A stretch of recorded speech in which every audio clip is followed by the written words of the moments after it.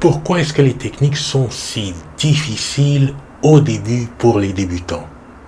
Bon, en dehors du fait que c'est vrai que tu n'as jamais fait du jiu-jitsu brésilien par le passé, en dehors du fait que ton corps n'est probablement pas habitué à ce type de mouvement, en dehors du fait que tout est nouveau, qu'est-ce qui fait que ces techniques sont si difficiles au début? Qu'est-ce qui fait la difficulté de ces techniques en particulier? Bonjour, je suis Jean-Serge Moulumba, votre hôte de ce podcast dédié à vos relations plus épanouies. Si vous n'êtes pas encore abonné à la chaîne, tâchez de le faire dès à présent. Tâchez également de liker, de partager ce contenu autour de vous, car cela m'aide, semaine après semaine, à construire plus de valeur pour vous. Tu viens de démarrer la saison en jiu-jitsu brésilien, c'est normal, c'est la rentrée. Et peut-être que c'est ta toute première fois de rentrer dans cette discipline. Et je me souviens, moi, au tout début, on parlait de garde fermée et de clé de bras dans une garde fermée. Alors déjà, la position en elle-même était assez spéciale parce qu'elle était toute nouvelle et que, évidemment, je n'étais pas habitué à pratiquer la position. Mais voilà, il fallait ouvrir ses jambes, poser un pied sur la hanche, poser l'autre pied sur la hanche, se grandir, attraper un bras, prendre de l'angle, mettre un pied dans le... Bref, des étapes incroyables pour pouvoir réaliser cette opération. Bon, j'ai essayé cette chose pour la première fois avec toutes les approximations prévisibles et je n'y arrivais qu'à peine. Bien sûr, on finit par y arriver un peu d'une certaine façon globalement. Et ça sera peut-être le cas pour toi, c'est déjà peut-être le cas pour toi, tu y arrives à peine globalement, mais voilà. Qu'est-ce qui fait que cette technique est difficile? On va aborder cela sur 3 points qui m'ont particulièrement marqué et qui, je pense, te sont tout aussi familiers. Le point numéro 1 est la sensation d'avoir un flot d'informations incroyable. On a l'impression d'avoir 1000 choses à comprendre à la fois et elles sont toutes importantes les unes que les autres. Évidemment, les techniques sont importantes pour débloquer les situations, pour résoudre des problèmes à un moment donné que nous pose l'adversaire.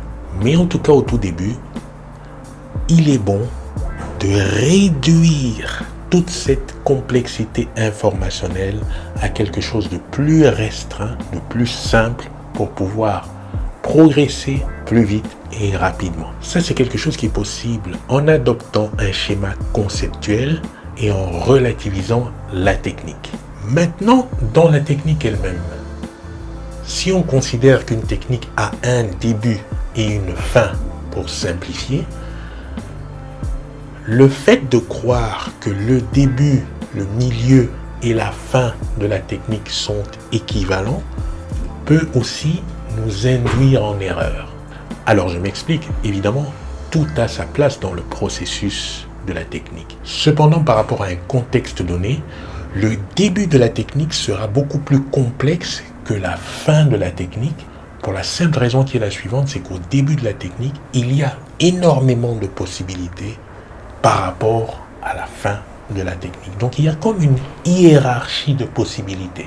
C'est pour ça que toi qui es débutant, tout d'un coup, qui prend ton adversaire dans une garde fermée et qui veut monter ta clé de bras comme tu viens de la prendre pendant le cours, et qui est surpris par le fait que ton adversaire se lève ou qu'il va sur le côté ou qu'il pousse avec un bras ou qu'il fasse 1000 autres choses qui n'étaient pas prévues dans l'apprentissage de la technique, tu vas te sentir complètement surmené par ces informations qui surgissent comme ça de nulle part, cet adversaire qui tout d'un coup bouge alors que tout à l'heure, pendant l'apprentissage de la technique, il était tout calme, et tu ne sauras pas comment revenir à ta technique apprise que tu vas carrément mettre sur le côté et essayer de survivre à la situation.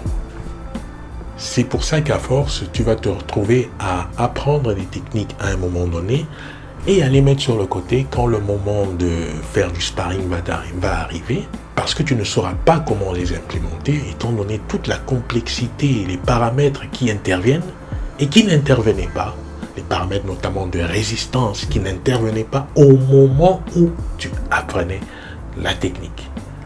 Ceci va avoir pour conséquence le point numéro 2, à savoir que tu vas essayer des choses et que ça ne marchera pas.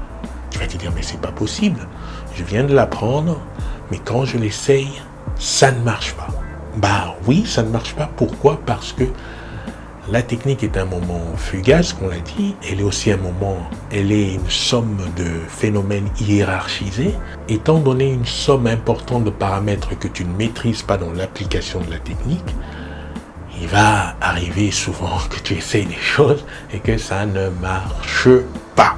Cela va conduire donc au troisième point qui est celui de la frustration. Mais oui, tu commences une discipline qui est toute nouvelle, tu apprends des choses, tu as l'impression d'avoir une tête comme ça, et non seulement ça, tu essayes de faire des choses et ça ne marche pas, donc tu es frustré.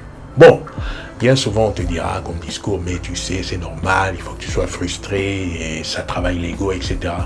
Bon, aujourd'hui, avec les travaux en sciences de la performance, on sait très bien que cette façon n'est pas la plus efficiente, puisqu'on fait du jiu-jitsu. Pourquoi pas faire les choses avec efficience, c'est-à-dire y compris dans la méthode de l'enseignement et de l'apprentissage de cette discipline-là. Alors l'efficience en matière de frustration, c'est l'utilisation notamment du feedback à bon escient. Quand on démarre et qu'on ne réussit pas grand-chose, il y a quelques petites choses que l'on réussit. Alors c'est bien de te donner des petits éléments positifs qui t'encouragent, ne serait-ce que même au tout début, des sortes de petites victoires que tu as pour toi-même qui t'encouragent à construire petit à petit ta compréhension des choses dans cet univers du jiu-jitsu brésilien. Sans quoi, tout cela va être une sorte de torture que tu vas taire au fond de toi, mais que tu vas accepter parce que c'est la règle, c'est la norme, c'est ce que tout le monde dit. Eh bien non. Tu peux te construire un mécanisme de feedback en essayant par exemple de te filmer personnellement, d'organiser des séances où tu te filmes et par rapport à cela, regarder ce que tu réussis de bien et ce que tu réussis de moins bien. Et petit à petit, te construire aussi, toi, une sorte de guide de référence, une sorte de tracé de ta progression. Les techniques sont très difficiles au début parce que il faut pouvoir simplifier les complexités et aller vers des concepts. Je ferai une vidéo prochainement pour faire le comparatif entre l'approche technique et l'approche conceptuelle pour te donner encore plus d'idées. Le point numéro 2 est que tu essayes des choses, des techniques justement et que ça ne marche pas parce qu'il y a déjà le fait que bien sûr elle est toute nouvelle pour toi la technique, ça on l'a compris, mais aussi il manque d'autres données qui te permettent de mieux comprendre l'application de la technique et notamment le phénomène de résistance progressive par rapport à l'application de cette technique. Et enfin le point numéro 3, c'est celui de la frustration. Chacun le gère un peu suivant sa personnalité. Il y en a qui sont beaucoup plus à même de supporter ce genre de frustration. Il y en a qui ont plus de mal. Toujours est-il qu'un outil puissant à s'accommoder de cette frustration est le feedback dans ce que l'on peut produire comme petite victoire positive de sorte à incrémenter petit à petit une progression qui apporte des satisfactions et qui permet de mieux tolérer ces zones de frustration. Voilà, je te dis à la prochaine vidéo.